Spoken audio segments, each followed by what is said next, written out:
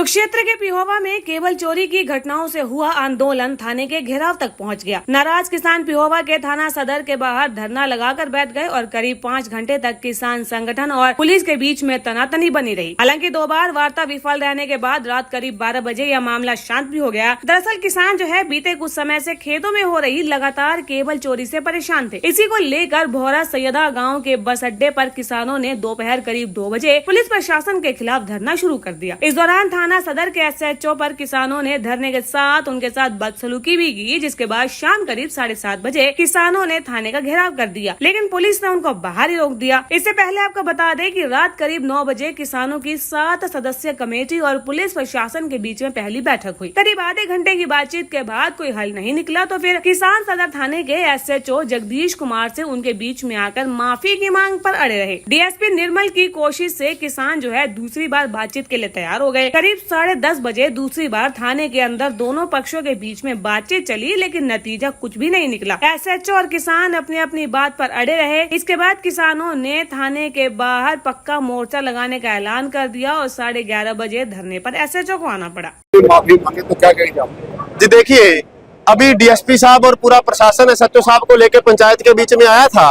Committee से बातचीत करने के बाद अंदर भी SHO साहब ने महसूस किया है कि उनके कारण अगर भावना को किसी की ठेस पहुंची है तो उन्होंने इस बात को महसूस किया है।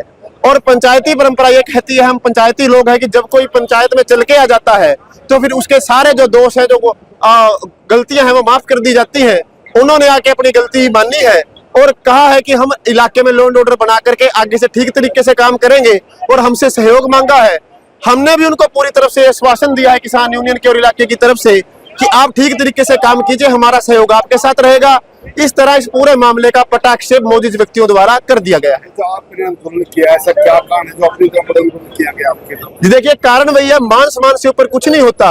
आज जब तार चोरी के मामले में हमने एजिटेशन किया था, चोरों को पकड़ लिया था जो पुलिस ने नहीं पकड़े थे, वहाँ SHO साहब द्वारा आके कुछ मिसबिहेव किया गया था, आपत्तिजनक बातें की गई थी, जो कि एक SHO को शोभा नहीं देता। उससे किसानों में रोष था। उसके बाद आपने देखा सैकड़ों किसान पूरे हरियाणा के कोनों से यहाँ पर आए, थाने का घेराव किया, लेकिन अब ये मामला पटाक्षेप हो गया है। तो कुछ किसान द्वारा पत्रकारों को भी गलत कहा गया, तो उसके बारे में क्या कहेंगे? जी देखिए, अगर किसी किसान से अनजाने बस ऐसी कोई बात हुई है तो उसकी तरफ से हम उनके आगू हैं, हम आपसे हाथ जोड़ के माफी मांगते हैं, हम आपसे शर्मिंदा हैं।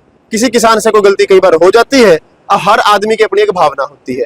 आप लोगों का हमेशा हमें साथ सपोर्ट रहता है। आप तो आधी रात को कवरेज करने के लिए, अब भी हमारा तो मामला है 12 बजे कवरेज के लिए खड़े हो, तो आपका तो हमारे ऊपर एहसान है, उसके लिए हम आपके धन्यवादी हैं। और अगर आपकी भावना को ठेस पहुंची है तो उसके लिए हम शर्मिंदा हैं। तो आप क्या लोगों से, किसानों से क्या अपील करेंगे आप? जी, किसानों से हमारी यही अपील है कि एकजुट रहे, संगठित रहे, इकट्ठे रहेंगे तो न्याय मिलेगा। कोई अधिकारी आपके खिलाफ कभी ऐसा कुछ करने की हिमाकत नहीं करेगा। तो किस तरह उसको सुलझाएगा? तो सर इनका हमने हमारा ये जो एक बातचीत के द्वारा इनका समाधान करा दिया है। ये इनके जो किसान यूनियन की जो कमेटी थी उसके अनुसार हमने इनकी मांगे मान ली है। जो इनकी जो मुलजिमों के खिलाफ कार्रवाई करने के संबंध में हमने FIR दर्ज कर दी है। हम अपना केस को CIE से इन्वेस्टिगेशन करवा रहे हैं।